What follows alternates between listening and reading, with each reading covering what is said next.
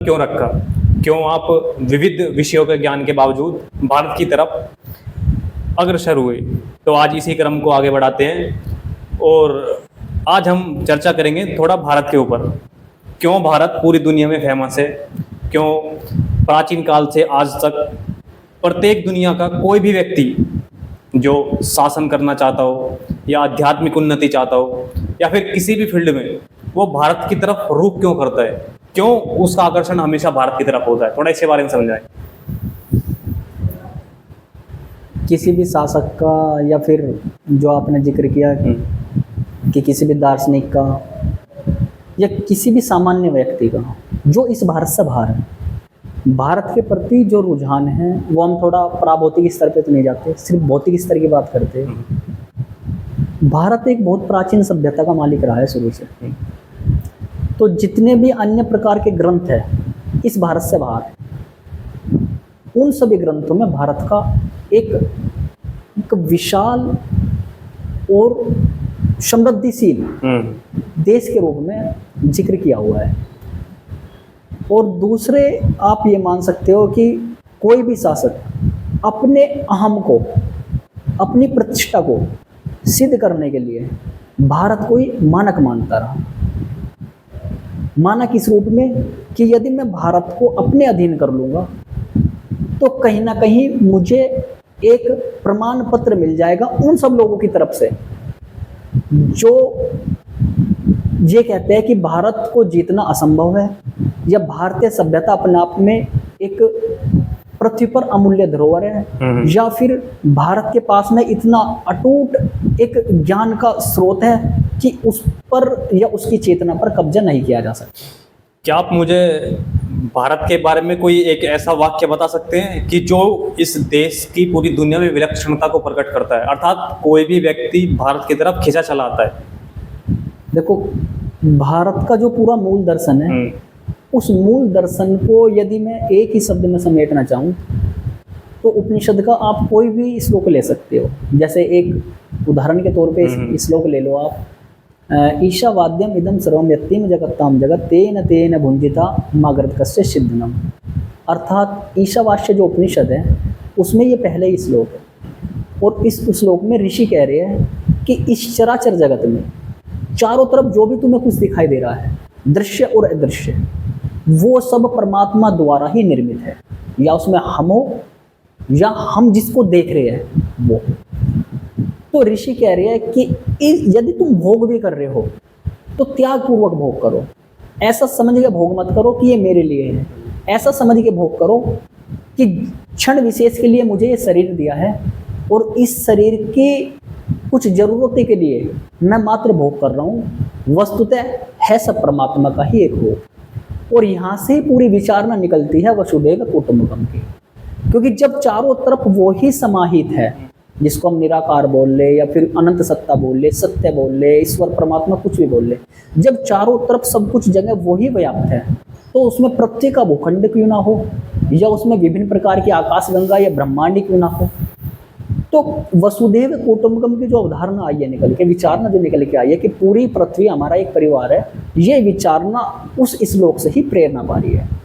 इसके अलावा आप किसी भी दार्शनिक परिप्रेक्ष्य में ले सकते हो। जैसे वेदांत, हमारे वेदांत रहा है, वो पूरा जो वेदांत है वो आत्मा, ब्रह्म और मोक्ष इन सब की चर्चा करता है। और कुछ दार्शनिकों का या वैज्ञानिकों का ये तक कहना है कि मनुष्य के उच्च चिंतन की जो पराकाष्ठा है वो वेदांत है।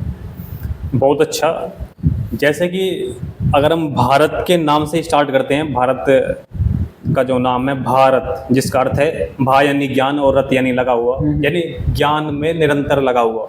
ज्ञान से तात्पर्य स्वयं की खोज से यहाँ पर हमारा बताया गया है प्राचीन ग्रंथों में। लेकिन अगर हम आज थोड़ा अपने चारों तरफ अध्ययन करते हैं, देखते हैं, समाज को देखते हैं, तो भारत अब ऐसा लगता है जैसे अपनी दिशा से भटक रहा हो। इसके पीछे आप क्या कारण मानते हैं? दरअसल भारत मानते हैं कि एक आध्यात्मिक चेतना का देश है। इसके पीछे एक बहुत लंबी विरासत है, ज्ञान के विविध स्रोत रहे हैं, लोगों की विभिन्न प्रकार की अनुसंधान और जिज्ञासा की एक पूरी परंपरा रही है। लेकिन इन सब तथ्यों के बावजूद भारत जो राष्ट्र है वो लोगों से ही निर्मित है। और लोग का जो प्रत्येक क्रियाकलाप, उसका प्रत्येक जीवन यात्रा, उसका प्रत्येक व्यवहार उसके मन और उसकी बुद्धि से ही संचालित है।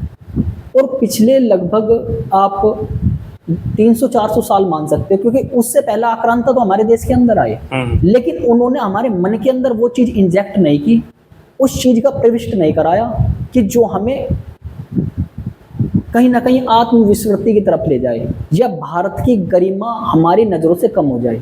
वे व्यक्ति अपनी संस्कृति को यहाँ थोप चुके और उन्होंने हमारे विभिन्न प्रकार की शिक्षा संस्थानों का बहुत नुकसान किया, जला दिया, लेकिन हमारी जो चेतना थी या हमारी जो मनोभूमि थी उसे वो कब्जे में नहीं ले पाए।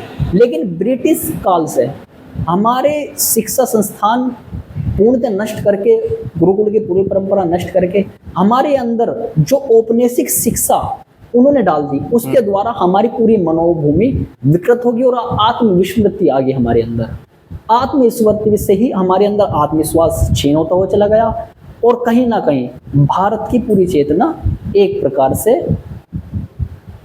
अधोमुख की तरफ चली गई, पतन की तरफ चली गई। एक प्रश्न हमेशा उन सभी व्यक्तियों के मस्तिष्क में उठता है जो थोड़ा भौतिक विश्लेषण करते हैं कि एक देश जिसका मूल कार्य हमेशा ब्रह्म की प्राप्ति रहा है, जो शरीर को भी बंधन का सोर्स मानता है, लेकिन उस देश पर हमेशा से प्राचीन काल से और अब तक अनेक जातियों ने राज किया। जो देश शरीर से भी स्वतंत्रता की बात करता है, वो पूरे देश की परतंत्रता की गुलाम बेड़ियों में कैसे बंधा रह गया? आप इसे कैसे देखते हैं? देखो, दुनिया में विभिन्न प्रकार के देश हैं और कुछ देशों से कुछ उस सनक के व्यक्ति निकल के आए हैं कि जिनका उद्देश्य पूरी दुनिया को अपने कब्जे में लेने का रहा या अपनी अहम की पूर्ति रहा, कि उन्होंने अपने जन्म को एक शासक के तौर पे देखा, एक विजेता के तौर पे देखा, या उनके अंदर उस प्रकार की चीजें प्रविष्ट करा दी गई परंपरा के रूप में, विचार के रूप में, कि वे अपने आप को शासक के रूप में देखने लगे और उन्होंने जो चुना शासन के लिए वो कहीं ना कहीं भारत की तरफ ही उनका आना हुआ। अब आपका प्रश्न ये है कि ये भारत बंधन कैसे स्वीकार कर लेगा, ये कैसे स्वीकार कर लिया इसने बंधन? बिल्कुल। जो आत्मा की उन्मुक्ति की बात कर रहा है, बिल्कुल बिल्कुल, वो कहीं ना कहीं शासक की गुलामी क्यों स्वीकार कर लेगा? यहाँ का जन समुदाय क्यों स्वीकार कर लेगा? दरअसल क्या हुआ, एक लंबी परंपरा जो हमारी वेदांतिक रही है, उस परंपरा में भी कुछ विकृति आई है। कर्मकांड की प्रथा हो या विभिन्न प्रकार की प्रथा हो या शिक्षा की उपेक्षा हो या कुछ भी हो। और दूसरा जो कारण रहा वो रहा कि आक्रांताओं के साथ हमारे देश के कुछ व्यक्ति मिलकर के देश को ही गुलाम बनाने में लग गए थे। और जो तीसरा इसमें जो मुख्य कारण रहा वो ये रहा कि हमने कहीं ना कहीं राष्ट्र के प्रति जो गरिमा का भाव था, राष्ट्र के प्रति जो एक जिजीविषा का भाव था, वो भाव हमारे अंदर धीरे धीरे छीन होता हुआ चला गया। छीन क्यों होता हुआ चला गया? क्योंकि हमने आध्यात्मिकता को एक पाखंड और एक कर्मकांड मात्र बना दिया और आत्म खोज से हम दूर हट गए। भौतिकता क्या है उस चीज को हम समझ नहीं पाए, यानी कि विद्या और अविद्या दोनों से हमारा वास्ता बिल्कुल खत्म हो गया। एक सबसे बड़ा कारण ये रहा। बिल्कुल।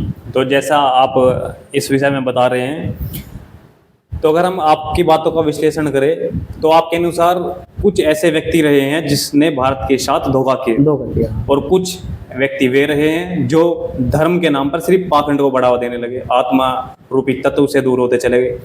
तो क्या ये दोनों व्यक्ति या ये दोनों समुदाय उन आत्मरूपी तत्व की खोज में लगे हुए व्यक्ति से इतने प्रबल थे कि उन्होंने पूरे देश को बेड़ियों में बांध दिया? दरअसल जो सामाजिक संरचना और राजनीतिक संरचना है वो इन लोगों के हाथ आई जो लोग षड्यंत्र करने में कामयाब रहे, जो लोग आत्मन्वेषी थे, या जो लोग भारत की बेहतरी के लिए, भारतीय सभ्यता के उत्थान के लिए कार्यरत थे। उनमें आप एकता का अभाव या कम शक्ति मान सकते हो, क्योंकि जब सामाजिक और राजनीतिक संरचना पर ये लोग कब्जा करके बैठ गए, आर्थिक शक्ति से जब ये लोग मजबूत हो गए, तो उन्होंने अपनी तरफ जन समुदाय को खींचना प्रारंभ कर दिया। क्योंकि जो सत्य या उन्मुक्ति या फिर आज़ादी की बात करने लगे लोग, वे लोग कहीं ना कहीं प्रश्न उठाने लगे इनके सामने कि तुम शासक कैसे हो, तुम किसका साथ दे रहे हो, तुम भारत के लिए क्या कर रहे हो, तुम्हारा विश्वासघाती है, कितना उचित है, कितना अनुचित है। तो जब शासक से ही प्रश्न उठाने लगते हैं लोग, तो शासक कहीं ना कहीं कुछ इस प्रकार के प्रपंच रचता है कि जन समुदाय दिग्भ्रमित हो जाए। और उसके लिए सबसे बड़ा जो प्रपंच है वो है एक बुद्धिजीवी, एक आध्यात्मिक व्यक्तित्व का विलोपन। या तो उसे नष्ट कर दिया जाए, या उसके ऊपर कोई आरोप मंडित कर दिया जाए, या उस पर किसी प्रकार का छल प्रपंच का आरोप लगा करके उस व्यक्ति को कैद खाने में शामिल कर दिया जाए। बिल्कुल, जैसा कि आपने कहा है कि उस प्रकार के व्यक्ति जो थोड़े बौद्धिक परिप्रेक्ष्य में उच्च स्थिति में रहे हैं, उनमें हमेशा से एकता का अभाव रहा है। और स्वयं स्वामी विवेकानंद ने भी इस बारे में बताया है कि समाज का सबसे बुद्धिशाली या आत्मशील व्यक्ति हमेशा समाज से दूर होता चला जाता है। तो क्या समाज और समाज के सभी संसाधन उन सभी राक्षस प्रवृत्ति के लोगों में हम सौंप देना चाहते हैं? क्या हम एकता नहीं स्वीकार करते? यानी हम बौद्धिक रूप से प्रबलता के नाम पर एक विशेष प्रकार का अहम अपने मस्तिष्क में पाल लेते हैं कि हमारी बौद्धिक स्थिति बहुत ऊंच है। तो क्या ये उस व्यक्ति के लिए स्वयं एक पतन का कारण नहीं बना?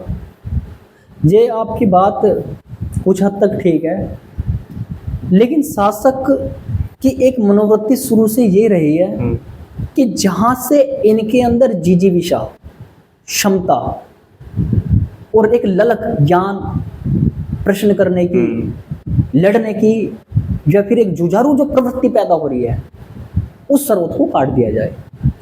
तो जितने भी शासक हुए या आक्रांतिक रूप में जो भी कुछ आए, उन सब लोगों ने हमारे ज्ञान के स्रोत को कहीं ना कहीं काट दिया।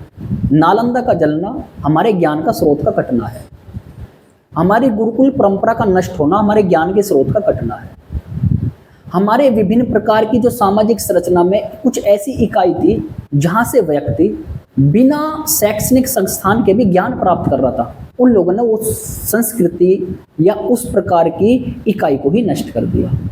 और जब उस प्रकार की इकाई या उस प्रकार के संस्थान नष्ट होने लगे, तो कहीं ना कहीं व्यक्ति परंपरा के तौर पे जो भी कुछ सीख रहा है, या वो पाखंड हो, या विभिन्न प्रकार की संप्रदाय से फैला हुआ ज्ञान हो, या विभिन्न प्रकार के क्रियाकलाप हो, उससे ही व्यक्ति ज्ञान मान बैठा। और हमारी मूल परंपरा और मूल स्रोत के कट जाने से कहीं ना कहीं हम गुलाम बनते हुए चले गए।